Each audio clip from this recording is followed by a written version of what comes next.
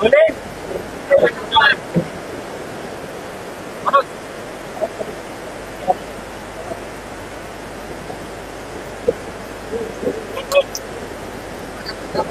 मुख्यमंत्री एकनाथ शिंदे विरोधकांवर आरोप करतायत की भारतीय संविधान विरोधाचं काम त्या ठिकाणी पक्षाकडनं केलं जातंय.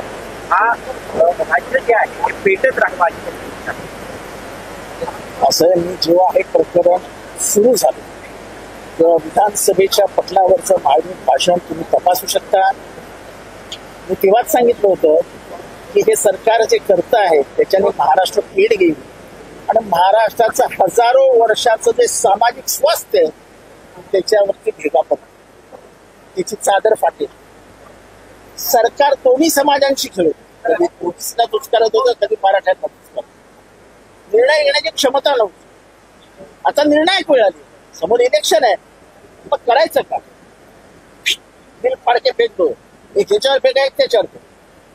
मग तुमच्याकडे 206ची मेजॉरिटी आहे ना, मोदी साहेब आहेत तुमच्यावरती, निर्णय घ्यायला अडचण कुठे तुम्हाला? तुम्ही आजपर्यंत विरोधी पक्षाला कधी विश्वासात घेतलं का?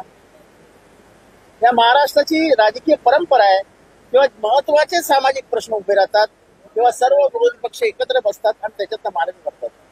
तुम्हाला दोन्ही समाजांना मूर्ख बनवायचे होते, मूर्ख, आणि तुम्ही बनवत गेलात आणि आता काहीच होत नाहीये. मग बिल कोणावर पडायचं? विरोधी पक्षांवर. आमचं काय संबंध? तुम्ही आम्हाला कधी बोलवलेलं बैठकीला? आम्हाला कधी बोलवलेलं का बैठकीला? तेव्हा आता तुमची ताकद आहे, तुम्ही निर्णय घेतलेत, गुलाल उधळले, टीके लावलेत, शिवाजी महाराजांसमोर शपथ घेतली. आता तुम्हाला जो निर्णय घ्यायचा म्हणजे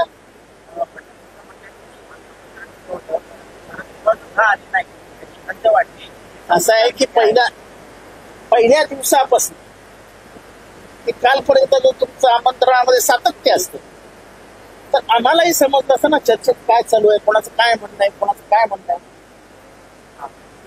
जेव्हा गोंधळलेल्या परिस्थितीत समुद्र शांत असताना तुम्ही पोहलात आणि जेव्हा समुद्र खवळला तेव्हा म्हणतात चला चला सगळे चला.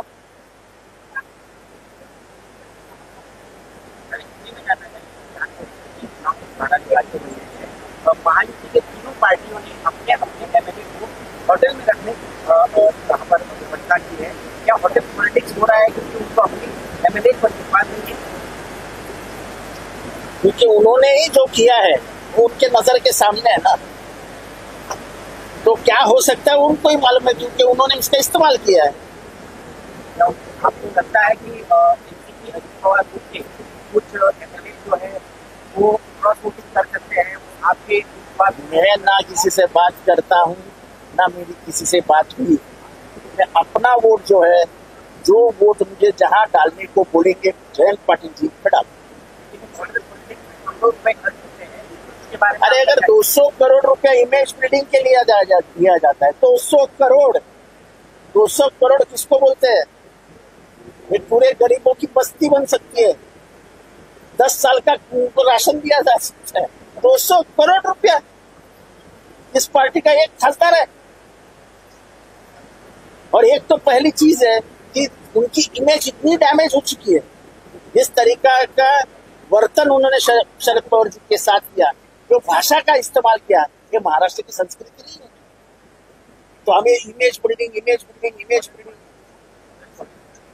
होटल पॉलिटिक्स तो क्या अभी पैसा इतना हो गया है कि होटल खरीद लेंगे. होटल पॉलिटिक्स क्या कर रहे हैं?